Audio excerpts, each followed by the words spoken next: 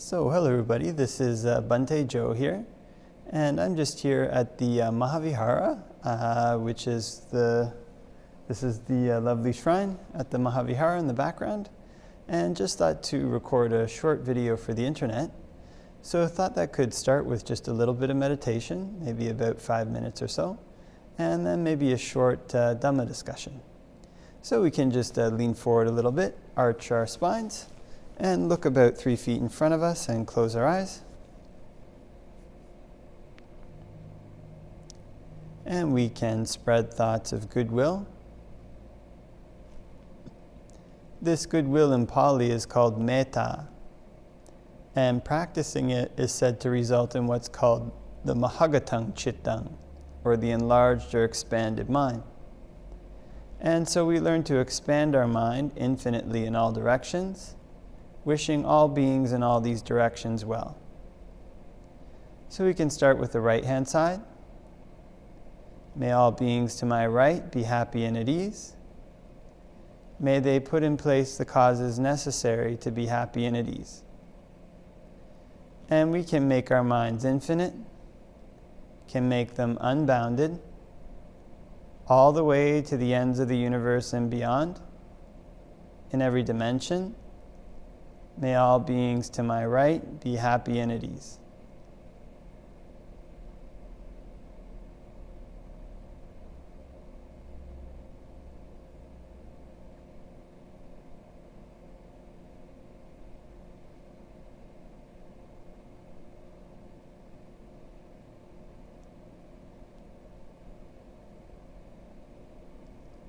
And we can spread thoughts of goodwill to our right-hand side and our left-hand side.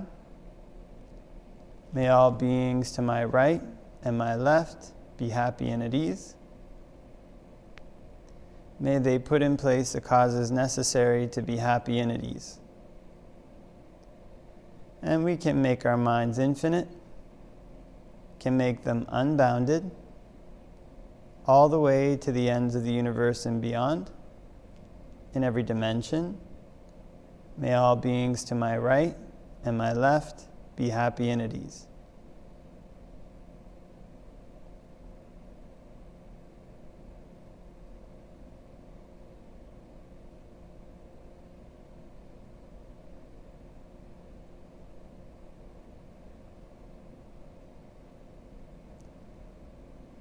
And we can spread thoughts of goodwill to our right-hand side, our left-hand side, and in front. May all beings to my right, my left, and in front be happy and at ease. May they put in place the causes necessary to be happy and at ease. And we can make our minds infinite, can make them unbounded, all the way to the ends of the universe and beyond, in every dimension. May all beings to my right, my left, and in front be happy and at ease.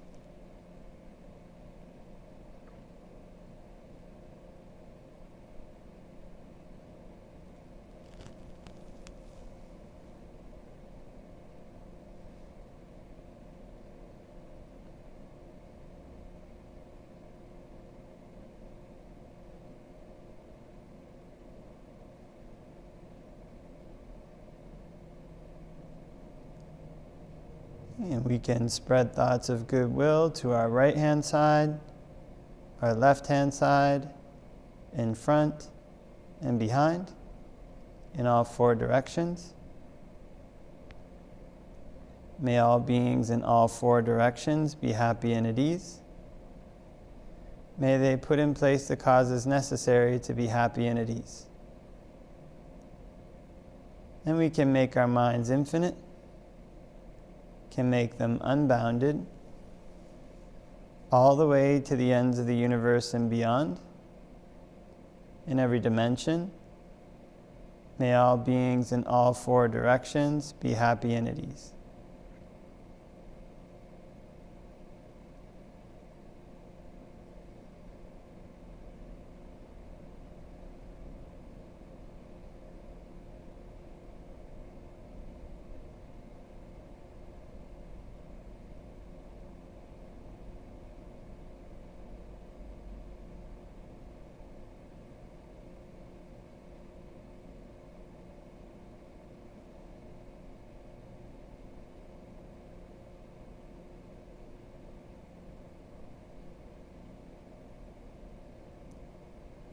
we can spread thoughts of goodwill to our right-hand side, our left-hand side, in front, behind, and above. May all beings in all four directions and above be happy and at ease. May they put in place the causes necessary to be happy and at ease. And we can make our minds infinite, can make them unbounded, all the way to the ends of the universe and beyond, in every dimension. May all beings in all four directions and above be happy and at ease.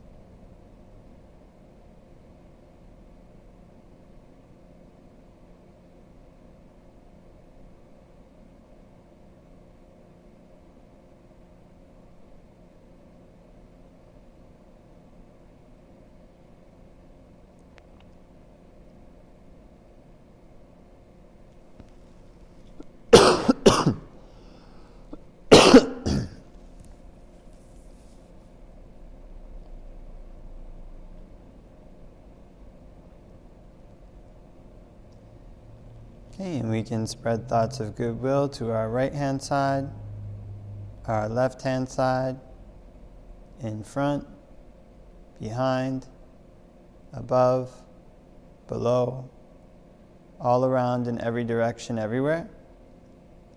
May all beings in all around in every direction, everywhere be happy and at ease. May they put in place the causes necessary to be happy and at ease. And we can make our minds infinite, can make them unbounded, all the way to the ends of the universe and beyond, in every dimension. May all beings all around everywhere be happy and at ease.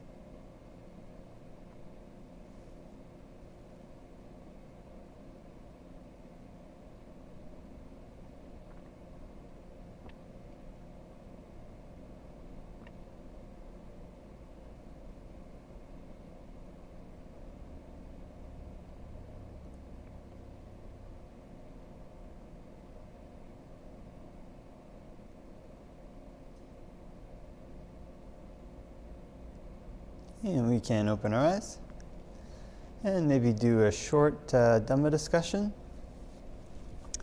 Namo tassa bhagavato arahato samma sambuddhassa. Namo tassa bhagavato arahato samma sambuddhassa. Namo tassa bhagavato arahato samma sambuddhassa. Buddhaṃ saranang gacchāmi, Dhammaṃ saranang gacchāmi, Sanghaṃ saranang gacchāmi. Dutiyampi Buddhaṃ saranang gacchāmi, Dutiyampi Dhammaṃ saranang gacchāmi, Dutiyampi Sanghaṃ saranang gacchāmi. Tatiyampi Buddhaṃ saranang gacchāmi, Tatiyampi Dhammaṃ saranang gacchāmi, Tatiyampi Sanghaṃ saranang gacchāmi. So hello there everybody. So thought we could do a short Dhamma discussion following the meditation. And this Dhamma discussion is kind of based on a question that was asked by Upul Sanjiva. And Upul asked me this actually a while ago, probably in June or May, when first started posting these videos, or before that even. And I think what he asked was what is the Dhamma and what is the Vinaya? And so basically in Buddhism, the Dhamma is classically what's called the teachings of the Buddha. So it's basically what the Buddha taught. And then the Vinaya is sometimes separated from the Dhamma, in that the Vinaya is the kind of monastic rules, the rules for monks that regulate their life and that basically make up their life. And so the Dhamma portion is sometimes divided into the kind of suttas, and the Vinaya is divided into what they call the Vinaya. The Vinaya is kind of this other section of books in what they call the Tipitaka. So then in the Tipitaka, these kind of what they call the three baskets of Buddhism, you have this, you've got the Dhamma, you've got the Vinaya, and you've got the Abhidhamma. So you have the Sutta Pitaka, the Vinaya Pitaka, and the Abhidhamma Pitaka. And in the Buddha's time, there's basically more or less the Sutta Pitaka and the Vinaya Pitaka. The Abhidhamma Pitaka came later. It definitely seems it evolved from what they called the Mattikas, which were these headings or lists that would take a lot of the topics in the Sutta Pitaka and just put lists, put these topics or lists to summarize maybe some of the concepts in the Sutta Pitaka. And then in a certain period, all these competing schools of Buddhism arose, and they came up with their own, what they called Abhidhammas, which basically tried to explain a lot of the things that the Buddha didn't talk about, some of them. Yeah. And so what we tend to have as the Dhamma and the Vinaya in the Buddha's time was basically just that, just the Sutta Pitaka, in other words, the discourses that the Buddha taught, and the Vinaya Pitaka, which was the monastic rules, the rules and regulations that were laid down by the Buddha. And together these two things are called the Dhamma-Vinaya. So this is the interesting thing. In the West, we call the Buddha's religion, we call it Buddhism. It's kind of at the time, I think, when Christianity was encountering many different religions, Christianity had "ianity" at the end. So it was Christianity, and then you would have Buddhism. At that time, I think Islam was called Mohammedism. Then you had Hinduism, and so all these kind of isms seem to be kind of maybe heresies. So that's why we call Buddhism. It's kind of the Buddhist, possibly. Somebody can correct me if I'm wrong about this, but the Buddhist ism. But the Buddha's name for his religion was actually the Dhamma-Vinaya. That's what he called it. The religion that he founded was called Dhamma-Vinaya. In other words, it's a path of practice that's based on the combination of both practicing the Sutta Pitaka, what's written in the Sutta Pitaka, and practicing what's written in the Vinaya Pitaka. So both these things kind of come together to define both the lifestyle and the practice of a monk, somebody who devotes themselves full time to realizing the truths of the Buddha's teachings. So the difference between the Dhamma and the Vinaya that people often divide is the Vinaya is basically the black things, the things that you can't do. In other words, there's 227 major rules for monks. And then on top of these major rules, there's actually thousands of minor rules, kind of these that are in other parts that are not in this main collection of rules. The Vinaya Pitaka has thousands of rules and regulations. There's many that basically regulate every part of a monk's life. And this kind of Vinaya, this thing that we don't do, these things that we aren't to do, it's kind of like a legal code. This is actually what defines what it means to be a bhikkhu. If you're a Buddhist monk, this is what defines your life as a Buddhist monk. It tells you how to live. What you basically can't do defines how you live, more or less. It's what divides a monk from a layperson. And so this kind of thing, the Vinaya Pitaka, is something that's seen as kind of very important. It's kind of the Buddha placed huge emphasis on it. And it was actually when the suttas and the Vinaya were being recited shortly after the Buddha's death, the Vinaya went first. So Mahakassapa, who was what they called the redactor of the first Sangha Council, he had Upali, who was the chief of the Vinaya, recite this first. And this is possibly because this lays the groundwork for the practice of the Dhamma. This is the foundation that it rests upon. And for lay people, this foundation is much smaller. It's basically 5 precepts most of the time, and then the Buddha's very strong recommendation was to keep 8 precepts once a week. So this is the kind of Vinaya portion. This Vinaya for lay people is not maybe officially included in the word Vinaya, but you can see the overlap. The Dhamma portion that's in the Sutta Pitaka is something that's less kind of forceful in terms of don't do this. It's not like a legal code. It's more like a set of, in the suttas, it's more like a set of specific advice given to specific people. So many of them take the form of stories, but of course within these stories the Buddha lays out a framework for his teachings. But the purpose of the Sutta Pitaka itself, although it does have this element of laying out a framework, almost all the time, the purpose of each of these individual suttas were to bring the individuals who the Buddha was talking to a realization of his teachings. Which is why we have these elements that sometimes overlap in the Sutta Pitaka, sometimes they're in a different order. It's all it seems to be mostly aimed at bringing these people the Buddha was talking to understanding. Of course, also providing an overarching framework for his teachings. It's hard to know what was, he had the mind of the Buddha, who can't comprehend it. But in any event, the Sutta Pitaka is not something that necessarily we have to take a body of regulations from, then try to follow them step by step. The Sutta Pitaka contains advice that people use like tools, kind of the same way like a carpenter would have an axe, an adze, all these various tools that they use to build a house. The Sutta Pitaka contains these instructions that are like tools, and it's up to the practitioners to use those tools to build the house. In other words, to build the path of practice that leads to Nibbana, to build the Noble Eightfold Path. The Vinaya Pitaka is like the regulations for how the house, is kind of the things you don't do when you're building a house, so your house doesn't collapse on its own. Yeah? And the Buddha's kind of teaching, he called it the Majjhima Patipada. In other words, it's the middle path of practice. It requires the bringing together of these two things. So it brings together, on the one hand, this kind of this legal mind, this mind that divides the black from the white. And on the other hand, it also brings together this kind of, there's definitely a kind of very strong, obviously, wisdom element in the Sutta Pitaka and the teachings. But the Sutta Pitaka is not something you can approach in a lawyer-like fashion. Yeah? It's something you can approach it learning the doctrine, learning the overarching principles, but when we approach the study of the Sutta Pitaka, we approach the practice of the Dhamma, it's something that we approach as individuals.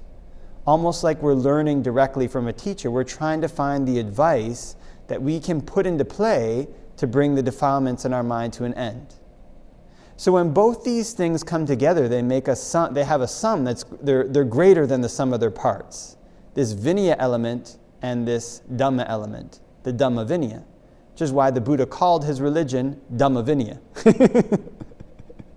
Both of them have to be there in order for, both of them ideally are there in order for these kind of breakthroughs to happen, the breakthroughs to stream entry, the breakthroughs to once return, the breakthroughs to non-return, the breakthroughs to arahantship.